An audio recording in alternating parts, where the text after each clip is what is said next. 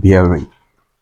Now, before we go further, we're going to take a quick review on trigonometrical ratio of the sine, cosine, and tangent. Trigonometrical ratio of sine, cosine, and tangent. This review is going to be very helpful in solving bearing. All right, now in the right angle triangle, where we have here as z, here as y, and here as x. Now the opposite side is going to be the distance for this angle, and x to z is y. We use small letter y. Now this angle is angle 90 degree, and this angle with this angle is a complementary angle to this angle 90 degree. That is, when you add the two together, it will be equals to the angle here, that's 90 degree. So we refer to it as complementary angle.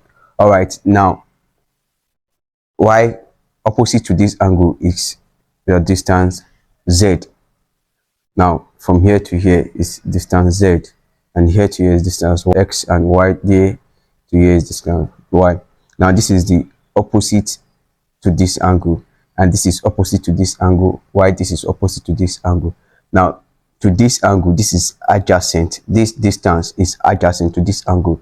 Now also to this angle, this distance here is adjacent to this angle. Meanwhile for this angle here is adjacent to it, and opposite to it is this distance x, and opposite to this angle is z, opposite to this angle is y. So now let's say we are to look for the sine of angle z. This z means angle, and this is the angle, while this x means the distance. Now there is an abbreviation, and or we can say acronyms for that we call SOHCAHTOA. So SOHCAHTOA,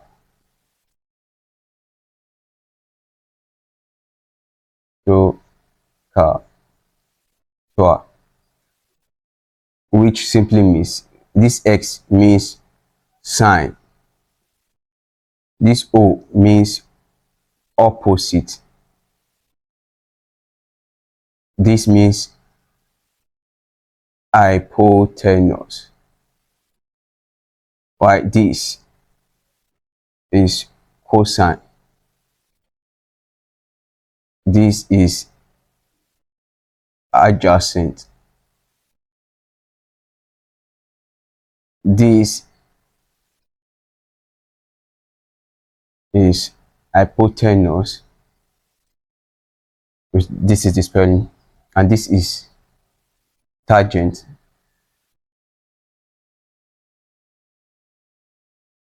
which I'm going giving tan, and this is also opposite,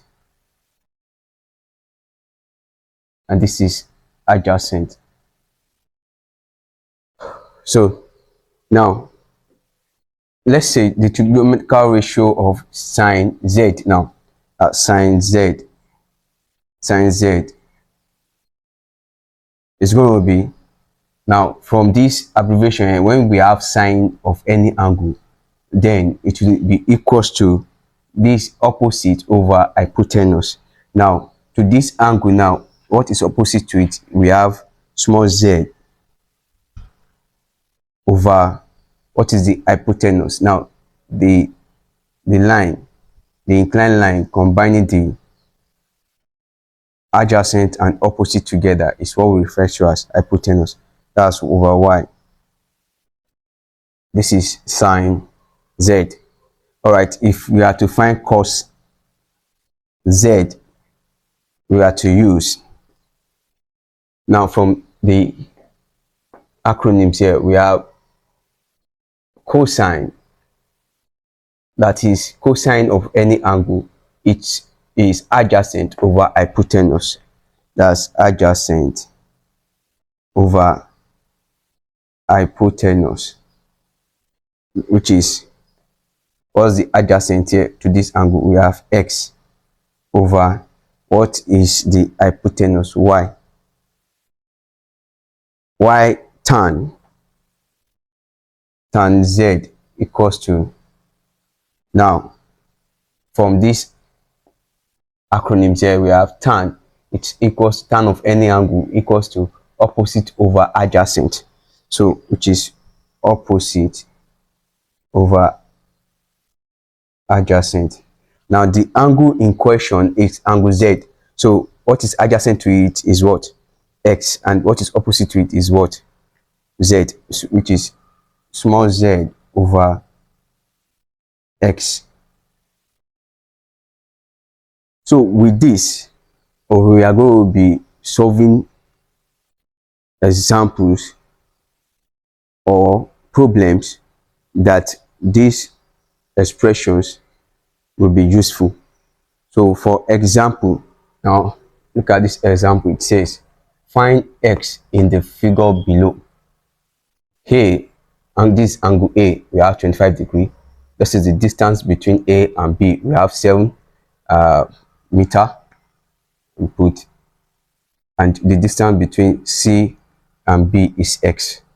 And here, distance between A to C, we don't have any expression for that. So now, solution.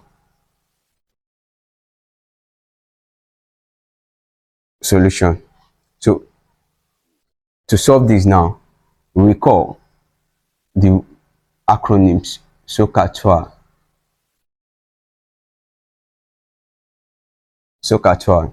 Now this is opposite over hypotenuse, and look at the angle we have here. Now the angle, for this angle, what is opposite to it? X, and what is adjacent to it? This is it. This side is what is adjacent to it. Now when you are to in right angle like this to determine your adjacent, now look at the line that is perpendicular to the angle. You know that it's what is the adjacent, while the one that is facing the angle, that is opposite to the angle, is what? The opposite. The one that is perpendicular, or let me also say that is vertical to the angle, you refer it as your adjacent, or the vertical line upon which the angle is sitting on. Now if you turn it other way around, you have something like this.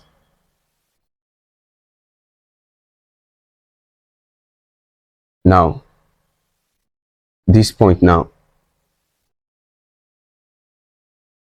A B, which is 7 meter, and opposite to it this x, and this is the angle. Now this is C. Now you can see this is the angle upon the line it's sitting on, which we can call base,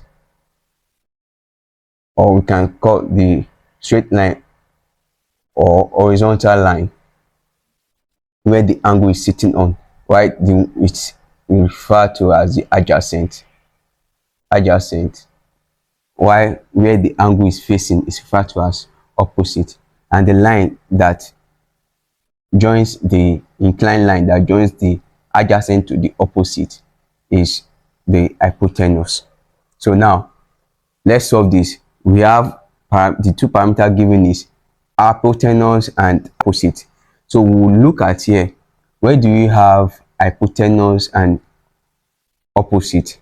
Now hypotenuse opposite, now which is sine, the sine that has hypotenuse and opposite.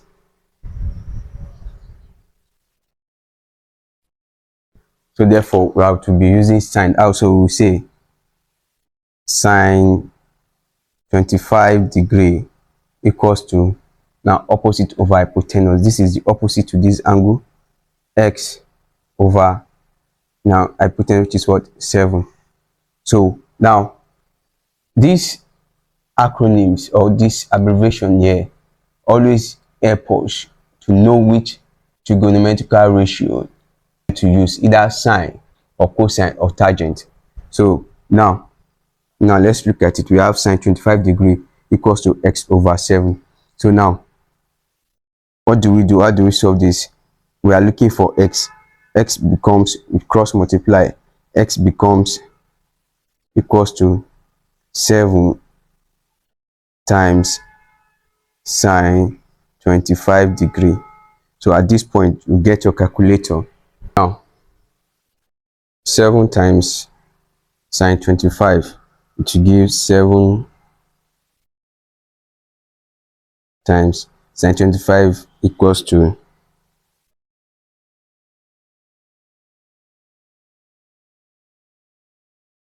0.44226. Now it's more than that. You just have to take the 4 decimal place of it, then now you multiply with 7.